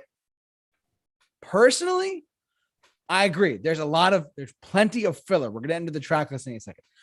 I will say though, you're gonna think I'm absolutely crazy. You're probably gonna think I'm crazy when I say this, but "When It's Love" is in my top 25 songs of all time. Oh, well, that's a great song. That's one of the songs on here that's Okay. Okay. Because I thought for some reason you're gonna be like, oh wait, well this song sucks. Like, wait a second, no, hold no, on. no, no, no, Yeah. no. But I do are, like there are. Black and Blue and Finish What You Started as well. Those are the only two I could really like get into. And Cabo Wabo is just so I'm not. Yeah. Yeah. But yeah. I mean, if you don't have much more on that, we can go right into the track list because that is all I got on this thing. I let's go into the track listing, my friend, because this is just the wow. Oh, wow. I mean, Mine All Mine, When It's Love, great song. AFU, Naturally Wired. I gotta tell you the truth. AFU, awesome. It's a great track. I love that song. That is, like I said, there's only about 3 songs on here that I like. That is one of them. It kicks ass. It's a fun song, which I'm going to keep coming back to because whatever they were doing, Sammy Hagar, they seem to forget how to have fun. So when they finally do it on a song, it is so refreshing. Yeah. Oh my God. I do love that song. Yeah, I love it too. Oh my God. Like the drum start and then I'm getting chills, man. Mine All Mine, When It's Love, AFU, Naturally Wired, Cabo Wabo, side one ends. It's only 4 songs on side one, which is interesting. Source of Infection, don't care for it. Feels So Good, don't care for it. Finish Restart, I like. Black and Blue, it's there. But Sucker in a 3-piece. I like that one a lot. That one's a good song. Yeah. So I like it. From this one, the only ones I really like, When It's Love, AFU, and Sucker in a 3-piece. All right. Rest of it. Those are like your only 3 you like, or that's it? Finish What You Started is okay. Yeah. Like I won't skip it if it comes on, but I wouldn't go out of my way to listen to it. Source of Infection, don't like. Like I say, just look at the length of a lot of these songs. They feel long. Like, and I'm not someone that dislikes long songs. I like a lot of long songs. I like some songs that are 20 plus minutes long. The problem with songs this length, and when you have a long song, is you can't make it feel that long. Yeah. These songs, a lot of them feel as long as they are. Like Cabo Wabo has no business being a 7-minute song. Same thing, Black and Blue did not need to be 5.5 minutes. Yeah. And they continued this. Their albums from this point on, you'll see they get longer and longer for seemingly no reason. Yeah, like we'll get the pound cake in a minute, but I know. Big question. I mean, where does it rank amongst your Van Halen albums? Well, it ain't last. It's number 11. All right, that's fair. That's fair. It is number 11. It's just, man, it was coming on the heels of 5150. Yeah. What a letdown. But I'm curious to see where you put it. Well, I'm looking at the list I made, like the where exactly I put it on my, ranking list of albums and whatnot for Van Halen. I put it truthfully. To me personally, it holds a little bit more weight to it as well. Like I love When It's Love. AFU is great. I do like Finish What You Started in Black and Blue. I put it at number 8 only because you're gonna think you might, again, controversial stuff here tonight, ladies and gentlemen, controversial stuff. But I did put it there because it was coming off of 5150, so they had the momentum for it. But I put it as low as I did because there is a lot of, to me, there's some filler that is just forgettable. Cabo Wabo, I mean, Sam Hagar capitalized on that, but like it's again 7 minutes long for that, really. Like, yeah. Like, I mean, that's ridiculous. No offense, guys, but like, I mean, good on him for capitalizing on it, and like I said, the tequila is great, but I mean, like, if anything, he's trying to capitalize on his tequila. That's it. What's crazy to me is just when I like listen to him talk and like see things with him, he seems like such a fun guy. So the fact that so much of Van Halen's songs with him, so much of the material isn't fun astounds me. It's like almost serious. Like we'll get to the next album in a second, but like that's there's some serious stuff on the next album, and also balance. When we get to that too, that's that's some dark stuff, truthfully. But yeah, so I put it at number 8 because I still like a good portion of the songs. Personally, AFU is still a banger. Oh, we know it. So good. It's like it's fantastic. But like I said, When It's Love is in my top 25 of all time. And actually, when we get to the next album, there's a song in about a second. There's another song in there that is at the same exact spot. Like literally, When It's Love and the next song we mentioned in a minute with the next album by Van Hagar. I put it at the same spot in my top 25 songs of all time. Okay. Like it's When It's Love, and I'll mention the song in a second. But yeah, OU812. I actually have this on LP as well. I like it personally. That's me. I mean, everyone's got their judgments and opinions, and it's all good. But let's talk about For Unlawful Carnal Knowledge in 1991. I mean, you want to go first on this one? Yeah, I'll go first on this one. So this one was a step up, in my opinion, from OU812. I agree. And, just not a secret based on where my 5150 ranking is. Still doesn't even come close to that, in my opinion. Okay. But, again, this album's even longer than the last one. It has better songs on it. Yeah. Like significantly better songs. But it again felt so long to listen to. The intro starts off great, and I was like, whoa, we're getting a fun album again. And for the, we do get a little bit more fun of an album, but overall we don't at the same time. We get another album with half filler songs. Half, if not maybe slightly more. Yeah, I mean, personally, I mean, I really like this album. It was a step up from I think, to be honest, I think Van Halen probably heard the criticisms of OU812, and they'd be like, all right, let's go back to the studio and make a hard-hitting record. Personally. Okay. But I still I like this record quite a bit. I mean, and by the way, for those of you who are just keeping track on, For Unlawful Carnal Knowledge is abbreviated as, I mean, I'm not going to say it, but it's because I try to make my show kid friendly. But if you put the letters together, it spells that word, which I thought was pretty funny. But yes, I mean, it's totally Van Halen's thing. I got to tell you, and also it says Ted Templeman returned as producer. Yeah, the production on it is significantly better than OU812. Absolutely. We're both in agreement on that. But I really like it. I mean, we're going to get to one song in a second that I love. It's in my top 25 of all time. I'll get to in a second. But like, there are some really great songs. There's some good songs.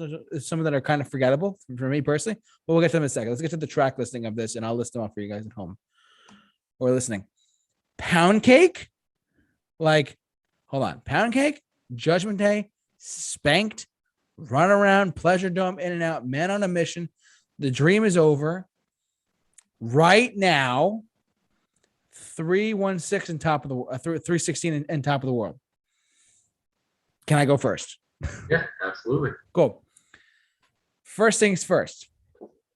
The song Van Hagar's Right Now is in my top 25 songs of all time. It is interchanged with When It's Love. I love that song so much.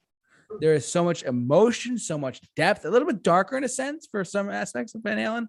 But like, there's something about Eddie Van Halen playing piano for some reason that stands out to me. Yeah, that's like the one, aside from Jump, which is keyboard, but like that's the one like piano song I can think of, but that they did. And he's a brilliant composer. Aside from the guitar, he's a great composer. Oh yeah. But like, you look at some of the track listing on these songs, like Pound Cake is 5.5 minutes. What's the one I was looking at? Pleasure Dome is 7. Pleasure Dome is, I don't know your opinion on it. Pleasure Dome to me was awful.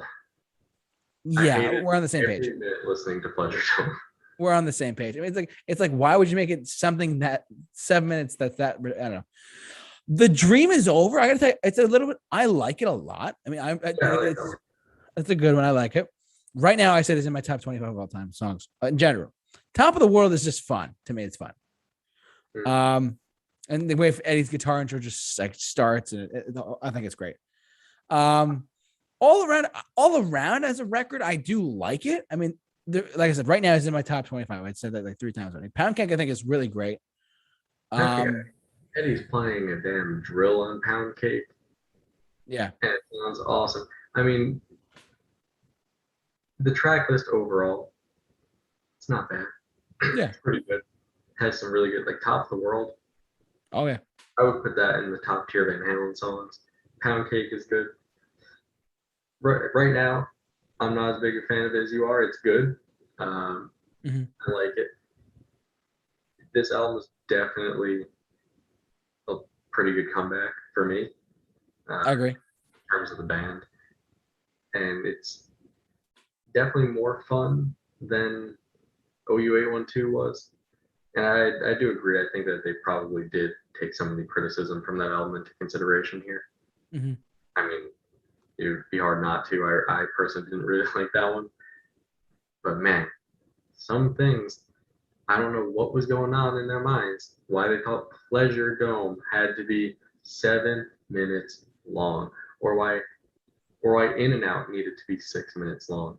There's just so many examples of this at this stage in their career of songs being way longer than they needed to be. Yeah.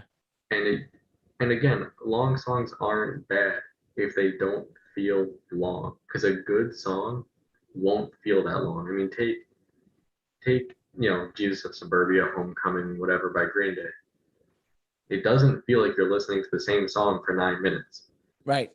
Take 2112 by Rush, 20 plus minute song.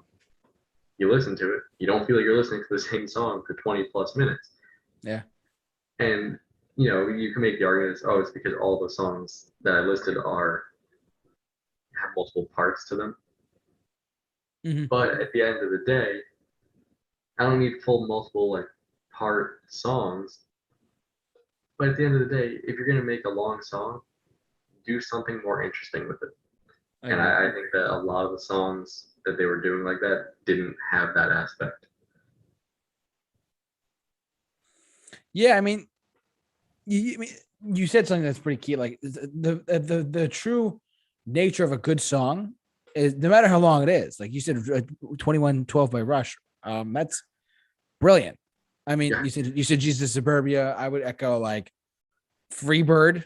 It's 10 minutes long, but you stick with it. So, or even American Pie by Don McLean. I mean, I mean that held the record for being, I think it was the longest song to hit #1 for decades until Taylor Swift just knocked it out with the 10-minute version of All Too Well, which good for her. Great song. Yeah. I agree. I second that. Yeah, she did a good job. Again, that song is a perfect example because full disclosure, I'm a big Taylor Swift fan. But that song, when you listen to it, and this comes from someone that wasn't a big fan of All Too Well in the first place, the original shorter version, it doesn't feel like I'm listening to the same song for 10 minutes. Yeah. It doesn't feel that long. You stick with it and you don't really realize it. And that's the key of a good song, is you can have a song that's 30 seconds. I know some songs that are 30 seconds long, and they're just as good as a song that's 3 minutes, 5 minutes, 9 minutes long. It doesn't matter the length. What matters is what you do with it, and they don't do anything good with it. I completely agree with you. I mean, Built This Pool by Blink-182 we talked about last time. Exactly.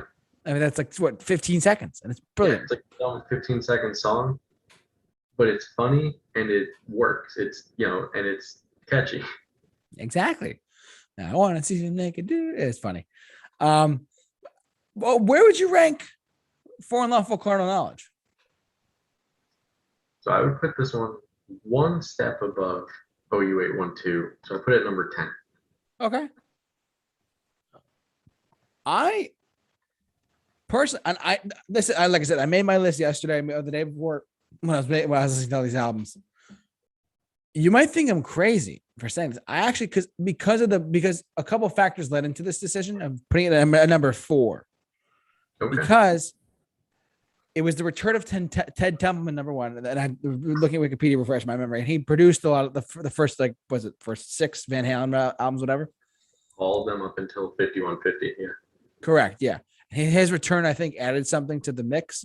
Mhm. Another Yeah, key factor in that choice, was Right Now for me personally. But yeah, what were you gonna say? I was gonna say it definitely sounds like a Van Halen album again. Yeah, exactly. And like Sammy Hagar, like it's a little. Some of the songs are dark. I mean, like I keep pointing out Right Now, but like Right Now is still used today for like sports games and whatnot. Yeah. Like, I mean, it's just it still is used for like. I'll give you. Like, I was at a lacrosse meet for my cousins at one point, and they're playing Van Halen. Like, aside from playing like pop like Kendrick Lamar or whatever, they're playing Right Now by Van Halen. I'm like, all right, sweet. So I think that one stood up for a lot of. I mean, that is like the big hit single off the album too, but because the rest of the albums are like 7 minutes long, but whatever. But I mean, I put it number 4 because, like I said, the return of Ted Templeman. I Right Now is in my top 25 songs of all time. I think it's a brilliant track personally, and Top of the World's fun. In and out, whatever. But like, there are good songs on this album that I like quite a bit, and that's why I put it number 4. Understand. It's a good album. There's only 2 Van Halen albums I would categorize as bad, and we already talked about one of them. Yeah. So, but let's talk about 1995's correct Balance. Yes. Which I'm curious to see what you have to say about this album, because I will tell you the truth, Kyle. There are some albums that get, I think, to be honest, it's not, I would not call it severely underrated, but I would say there's good songs on this record that do stand out as well. But like, I don't know, what's your take on Balance? So Balance, at least up until this point, again, another step towards their longest album. Yes. But this one I think they did better with than the last couple. This album is definitely their darkest up until this point. Album cover alone, kind of creepy, but it's pretty cool. Frightening. It's not the fun Van Halen that we know and love, but it's not bad. It's good. It's a good album. I'll talk about this when I get to my ranking more. But I had a tough time debating if I should put this or Diver Down in their respective spots. Ultimately, I decided on this going underneath Diver Down. Okay. For various reasons. Yeah. But, last album to have Sammy Hagar and Michael Anthony, pretty good way to go out. Given what was to come, pretty good way to go out. I mean, the Seventh Seal, great song. Has some really underrated songs on it. But again, kind of misses the mark for me in terms of what I want from the band, like in terms of like sound. But again, really good songs. Well written too, I will say. Like, even the ones that weren't for me were well written. And I just want to add that musically, even on the albums I've criticized, musically, like instrumentally, there has never been a problem in that department. That has never been the problem. It's always what they do with the songs in terms of melodies and vocals that tend to fall short for me. Yeah. Okay. And, in addition to the length. But, overall, I think it's another step up. Yeah.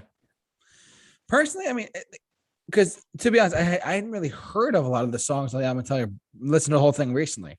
Yeah. I gotta say the producer is an interesting choice. Bruce Fairbairn. I'm not sure if you're familiar with him.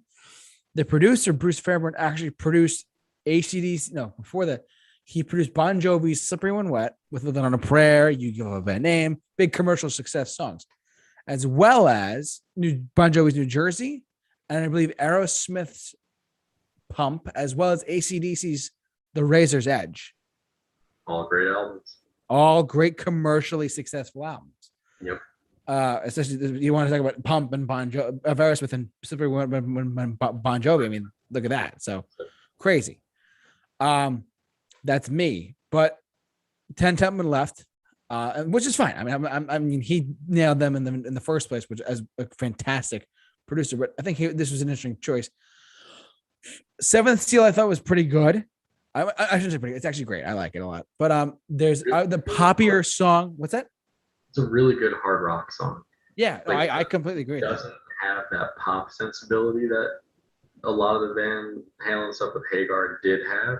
Yeah, it's just a straight up hard rock song, which I really appreciate. I second that notion completely. I was gonna say too, the only poppy rock song on here was like I think "Can't Stop Loving You." Yes, and that's like the only one. I think it was the only hit single off of. When I was thinking, there was like the top 40. I forgot. I don't know. Another one too. Don't Tell Me What Love Can Do. I want to get to that because let's look at the track listing for a second here too. Yes. So the Seventh Seal, great song. Can't Stop Loving You is definitely a poppy rock song for like the mid 90s, you know, and plus it's Van Halen's back, you know, it's got that kind of vibe to it. Don't Tell Me What Love Can Do. I got to tell you the truth. That was to me a son of Van Halen going dark. And I actually like that track quite a bit. I mean, that's me. It was like a totally different, like left field thing. So, I mean, I love that song. Yeah. I will say with this album, again, this really, really ended up being a letdown in the terms of it started out really, really strong. Yeah. And then the second half just dropped the ball really hard, in my opinion. Yeah. Unfortunately. Like all the good songs on this one are right at the beginning. And then the rest of them were just kind of filler or just not good. I mean, even just look at here, I actually didn't know this.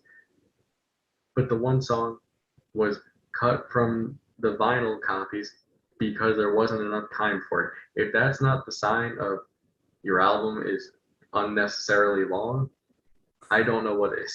Like if you're okay with being like, well, let's just get rid of this song, that should be a sign that this album doesn't need to be this long. And that's an instrumental that's 4 minutes long, it says. Yes, it is. I forgot about that. That's ridiculous. Not a very good instrumental. Yeah, it's good, but it's you know, pretty boring. Yeah, unfortunately.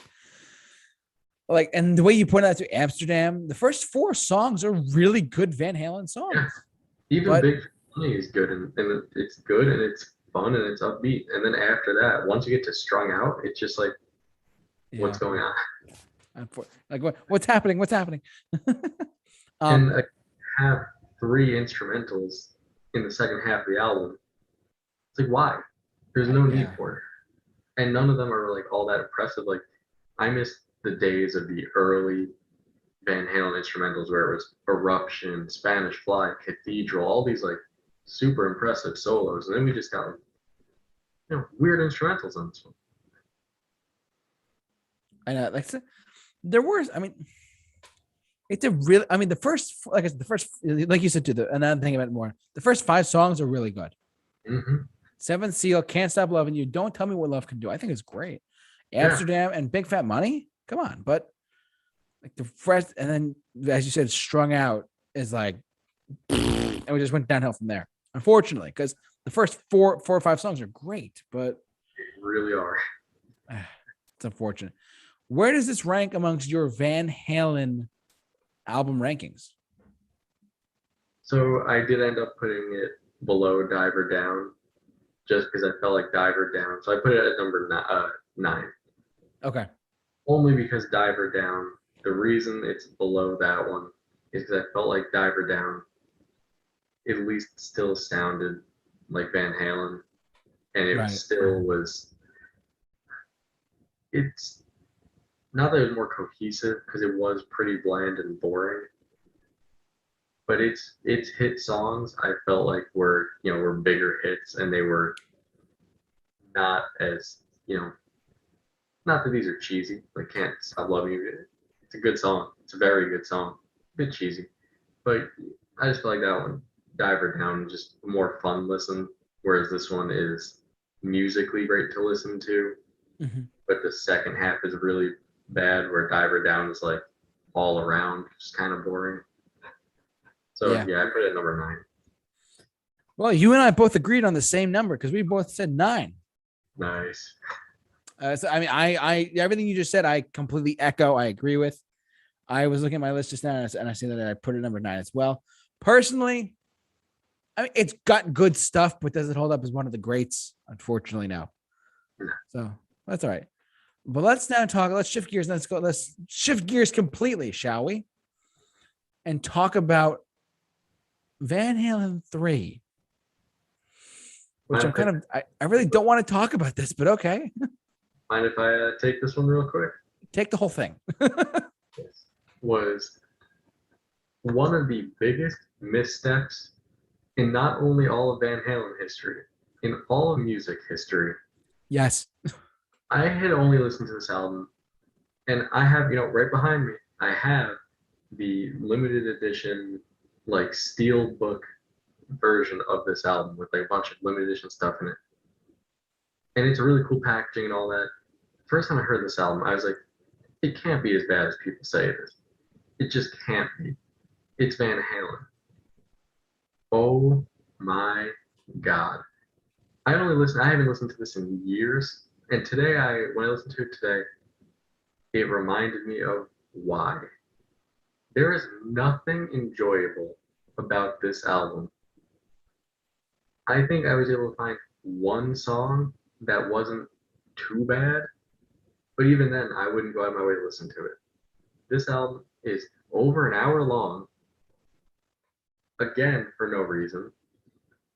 The album cover, the cannon shooting the guy, it looks cool, but then their logo on it looks like someone that just learned Photoshop just wrote Van Halen on it. Nothing about this feels like Van Halen. Gary Sharon he's a good vocalist. Let's get that out of the way. Gary Sharon has a great voice. But he doesn't even sound like Gary Sharon on this album. He sounds like Gary Sharon doing a terrible Sammy Hagar impression.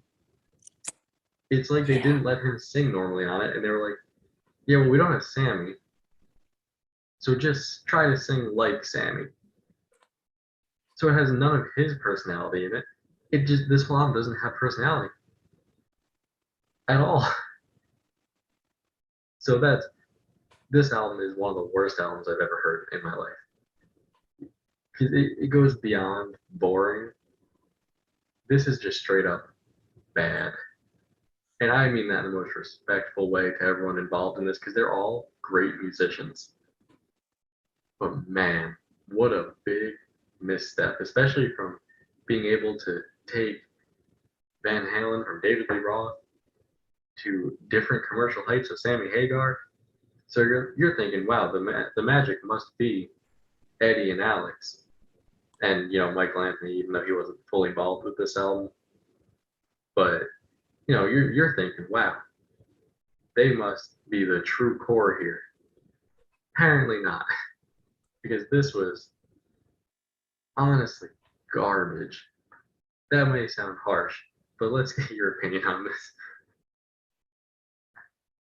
We're in complete agreement on this. You know that, right? All right, good. I've never met someone that likes this album, but who knows? I'm sure there's one person out there that's a huge Van Halen 3 fan, but well, who knows? I don't know. I don't know if there is anyone that can fill those shoes or fit that criteria. Let's be real. God. But do you even want to get into the track listing? Yeah, go down to it. There's just some things in here. Fire in the Hole is a pretty okay song. Okay. That I will give it that. Also notice there was only one single from this album. Yeah. I also want to point out that From Afar is one of the worst songs I've ever heard. The worst song on the album. Ballot or the Bullet, dumb. Year to the Day is almost 9 minutes. Once is almost 8 minutes. Without You, the single from the album, was 6.5 minutes. everything when I was listening to this album today, I felt like it took an eternity to get through every single song. It was actually brutal to listen to. Yeah, it was rough. That's all I gotta say about this. You and I are in complete agreement on that, my friend. It's widely regarded as one of the worst albums ever made, if I'm not mistaken, right? Yeah, and for good reason. It's just like what Actually, the best song on this thing is the damn piano instrumental opening. Yeah. Yeah. Again, no disrespect to Gary Sharon because the dude can sing. The dude has a great voice, but they didn't let him use it properly on the album. Unfortunately. It sounds just like Sammy Hagar. They're just like, do a bad Sammy Hagar impression. That's what we want. And no one wanted that. It's bad. Number 11. I'd put it lower if they had more. You know what? Ours are number 12. There's 12 albums. Yeah, I put this in number 12. Good God. Like there's not really much you can go off of. It's just like it's just bad. It's just you know it's the same as it does. It's an embarrassment to Van Halen. See, that's the thing, is a lot of the times when I listen to albums, I try to remove the artist from the album to see if, like, if I don't like an album, I try to remove the artist to see, like, all right, if this had a different band name on it, would I still feel the same way? Like when Green Day put out their last album, I'm like, this is a pretty bad Green Day album. But if I took their name off of it and replaced it with like just some random person, I would have been like, it's a pretty good album. That is not the case with this. If you put any band's name on this, it sounds bad. It sounds like your local dive bar band made of like, 50-year-old dudes just locally playing the dive bars. Like it doesn't sound good. It actually made me sad to listen to because I was like, what a stain on an otherwise like pretty solid career. Yeah. I mean, there's really not much else we can talk about with this, but it's just why? Let's put it that way. Why? And to be honest, this was their. I mean, we both said it was like number 12 on our ranking, but yeah, it's just an all around terrible. Like, what were they thinking? Type of thing. And it was also their last studio album for Almost 2 decades. 14 years or so. Yeah, that's 14 years. Yeah, it says right here. Oh, Their last album was, which we're going to talk about right now, but their last album was 2012 with David Lee Roth returning, ironically. Thank God, too. Yeah. Oh, Jesus Christ. Anyways, and this one's a long one too. It's just 50 minutes long.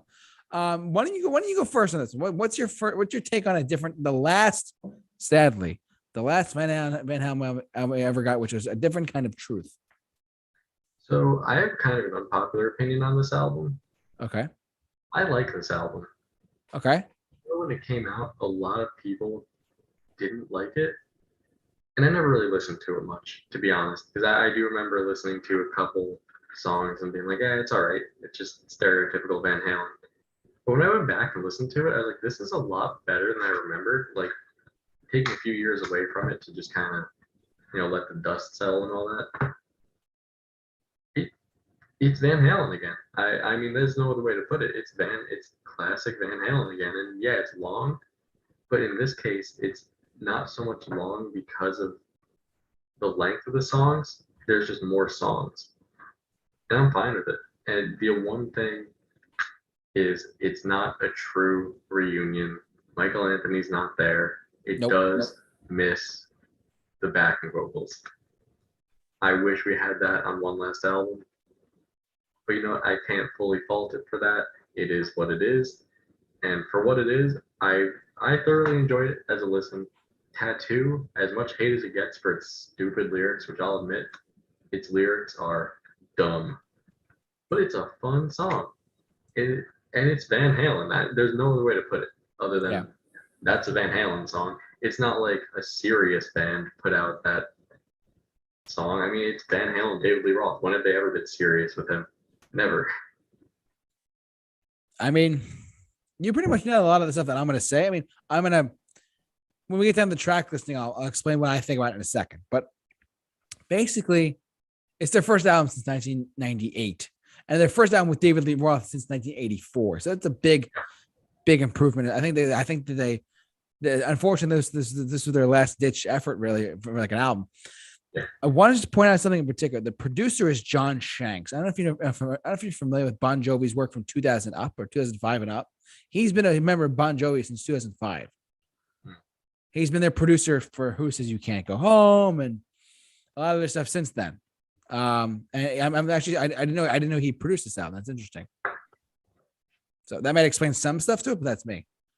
Okay, let's get to the track listing because there are a couple songs that I actually one thing I just want to add is, like it says here, a lot of these songs were the reason it sounds so much like classic Van Halen is a lot of these songs were classic Van Halen.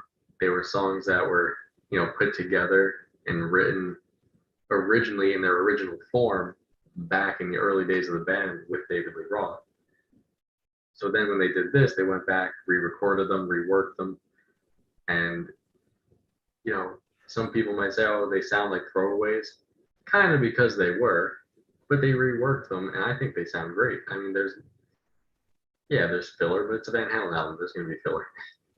Of course.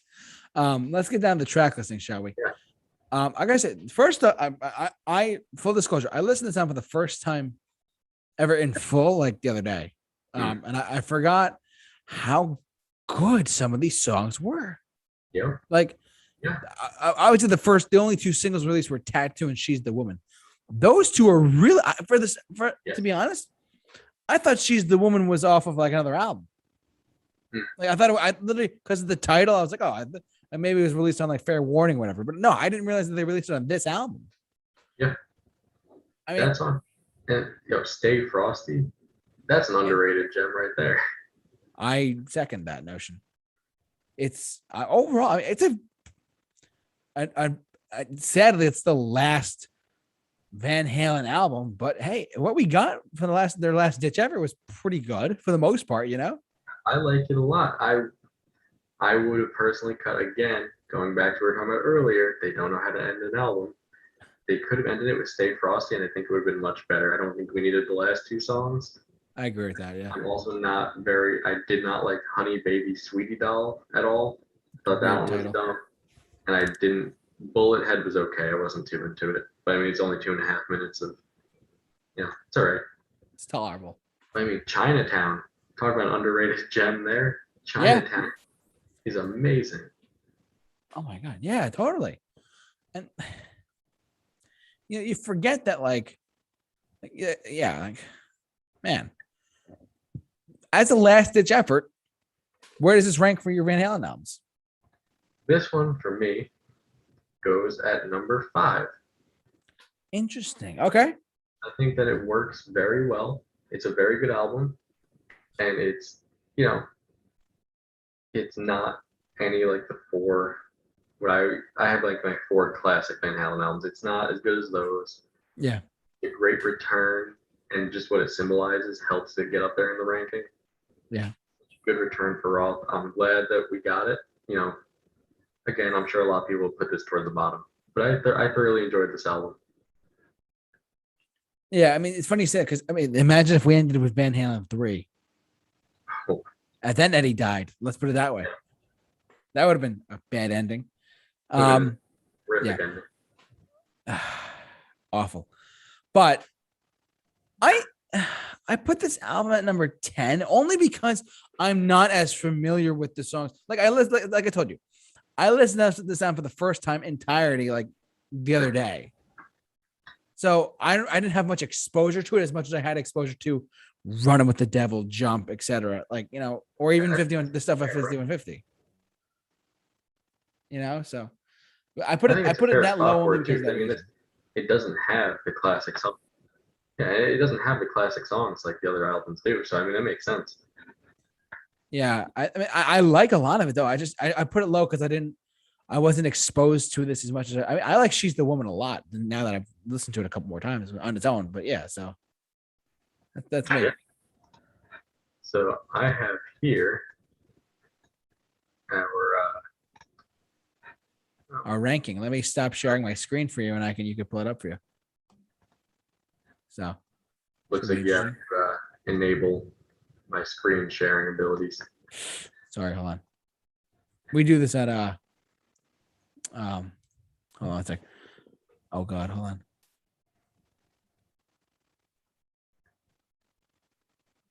Okay, there you go. So you can share now too. All right. So we got my ranking. Number 1, 5150, 1984, Van Halen. Women and Children First. Different Kind of Truth. A little controversial there. Fair Warning. Van Halen 2. Diver Down. Balance. For Unlawful Carnal Knowledge. OU 812. And finally, Van Halen 3. Oh boy. And then on your end, Yes. Van Halen 2, 5150, For Unlawful Carnal Knowledge, Women and Children First, Fair Warning, 1984, OU 812, Balance, Different Kind of Truth, Diver Down, and finally, no surprise, Van Halen 3. Of course. Yeah, that's our list, ladies and gentlemen. It is See, though, truly that had such different lists this time as opposed to the Blink-182 one. yeah. It's and full disclosure, the Blink-182 one, we had no idea. We had no idea what each other's lists were. This one was just like, all right, let's see what we can do. This one was a good outcome. I like the way this came out. Yeah, the only ones we agreed on. Actually, there were 3 of them. We had Van Halen 3 in the same place because everyone would. We had Balance and Fair Warning in the same place too. Definitely, yeah. I mean, that's how it's done. But I think we can all agree there's only one truly bad Van Halen album. Yes, I second that notion completely, and that is Van Halen 3. It's terrible. Oh God. But ultimately, guys, it's what you have to say down there. Jump down in the comment section below. Share your thoughts on this. Share this podcast. Share whatever you have to do. Thank you so much for watching and listening. You guys are outstanding. Tune in for our next episode of Career Retrospectives next time, or next Thursday. We're not sure yet on what day, what time next week, but we'll see. Or even if it'll be next week, fingers crossed, we'll see. But thank you so much for watching and listening. You guys are outstanding. We will see you guys next week.